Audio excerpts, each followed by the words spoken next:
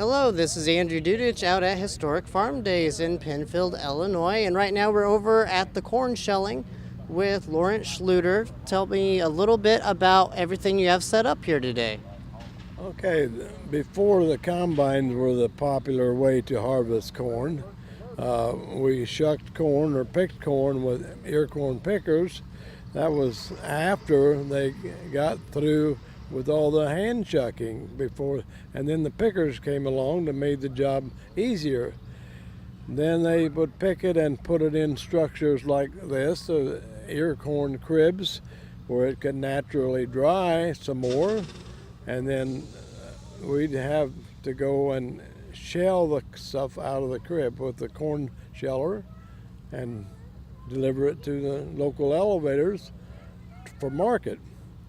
And that was, like I said, before the combines. So this was a popular way to do it.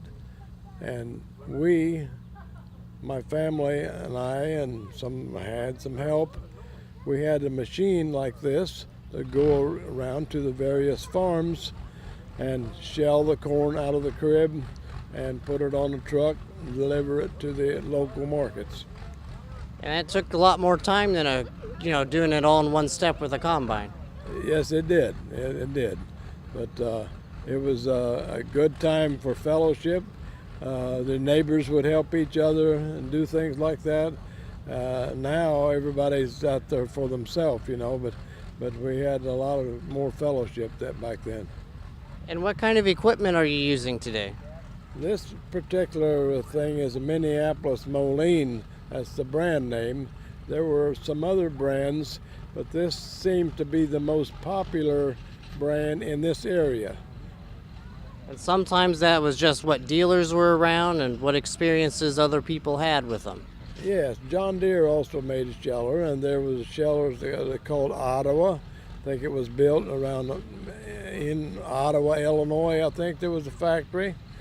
And I myself started shelling in about 1960, something like that. And I had a mini sheller, and I ran it for several years until it was needing to be replaced, whatever. So I bought a new Minneapolis sheller again, and I ran it for about 6 years.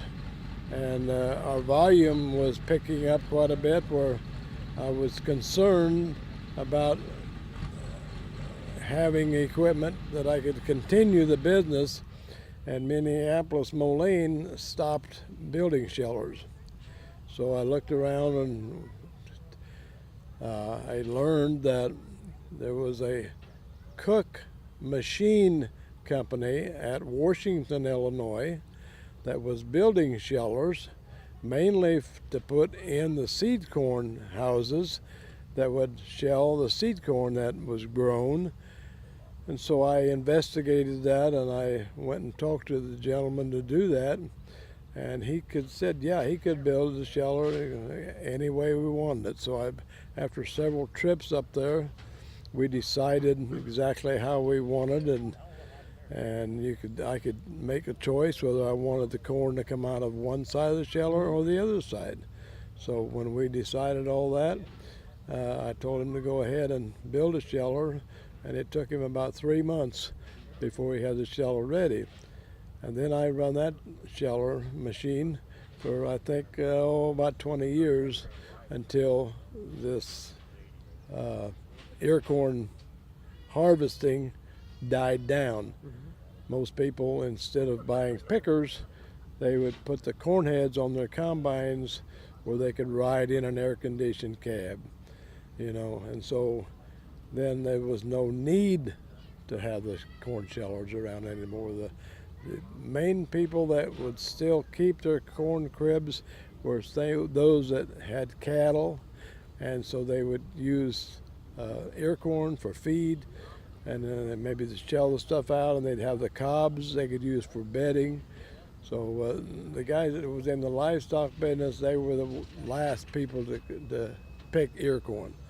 And now we're trying to show the public, whoever's interested, in how we did that. This is I say, it's a small scale thing here, but we can still explain what we're doing. It's set up well for that because it's important to know where all the technology came from and the different changes and the kind of work that it took to do these jobs. That's right. And like I said, we had good fellowship, and it's showing up here too. It's a good time, and you can't just sit around and talk all the time. You have to get up and work sometime. Yep. Yeah. All right. Well, thank you for showing us everything today. And we invite everybody else to come on out definitely to this year if you can, or in the following years, because we'll be showing all the other ways of how farming used to be and all the different types of equipment and everything out here at Historic Farm Days. This has been Lawrence Schluter. Thank you for talking with me today. You're welcome. Yeah.